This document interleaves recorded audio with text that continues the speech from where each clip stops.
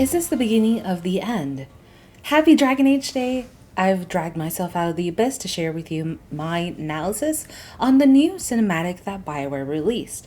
Admittedly, there's a lot more BioWare shared during Dragon Age Day. The new story As We Fly, which covers the Entam trying to invade the Untitled city Treviso. Several devs and voice actors shared their behind-the-scenes details about the games live on stream, and so much more. But, well, I'm stuck on a laptop in the middle of Los Angeles, so let's just tackle this part for now. If you like what you see here, make sure you like and subscribe on the way. In any case, onward to the cinematic. Let's start with the description. This work-in-progress cinematic from Dragon Age Dreadwolf tells the story of Solas, narrated by the dwarf Veritathris. First part, this is the first thing we are seeing from the official game, Dragon Age Dreadwolf. By work-in-progress, this may not be the final voiceover or imagery, but it gives off the same Dragon Age 2 and even Dragon Age Origins vibe, where the cinematics would help frame the story as we kept playing. The second part's a little bit strange. Narrated by the dwarf Veritathris. I found that a little bit odd. Why is Varric mentioned just as a dwarf? He has several accolades of his own. The Inquisition, part of the Merchants Guild, acclaimed author, head of the Tethris clan, and even the Viscount of Kirkwall. But instead, it's just dwarf. My leading thought here is that BioWare simply does not want to leak his current allegiances, which, frankly, yeah, I get it. The cinematic is composed of 4 different parts. The first, Solas in rather comely robes with a bright sun above, spilling sun rays across the tall mountain spread. What I feel is the Frostback Mountains, with the snow and the sun rays, and what should be Skyhold in this central place. The second, Solas has his Dreadwolf appearance in the background with his elegant armor donned, and the sun spilling darker, more intense shades of gold and red. In the Black Tendrils, yes, we're back on this, the manifestations of the Blight spilling upward against the spherical frame. This part transitions into a 7-layered sun, 3 that are bright gold, 4 that are dark.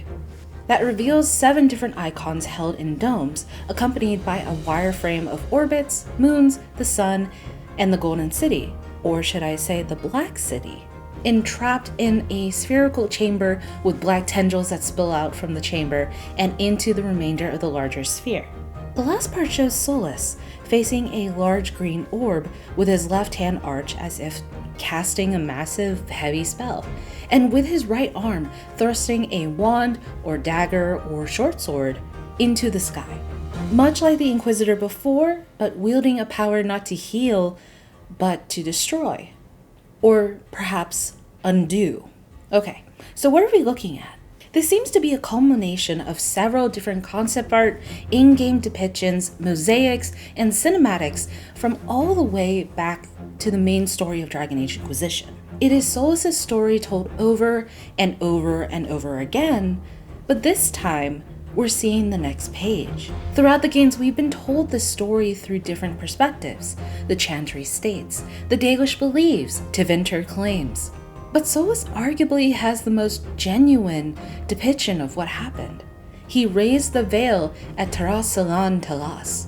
At Skyhold, he trapped the Evanuris in the Fade, and things went wrong. The Golden City turned black, and as time flowed, some of the Evanuris spilled through the cracks.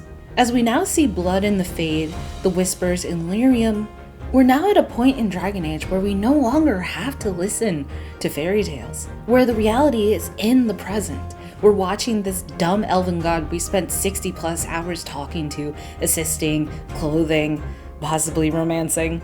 We're watching him repeat history. Once again, watching this prideful, wretched oaf rushing the fall of civilization in order to correct his actions that he made a long, long time ago.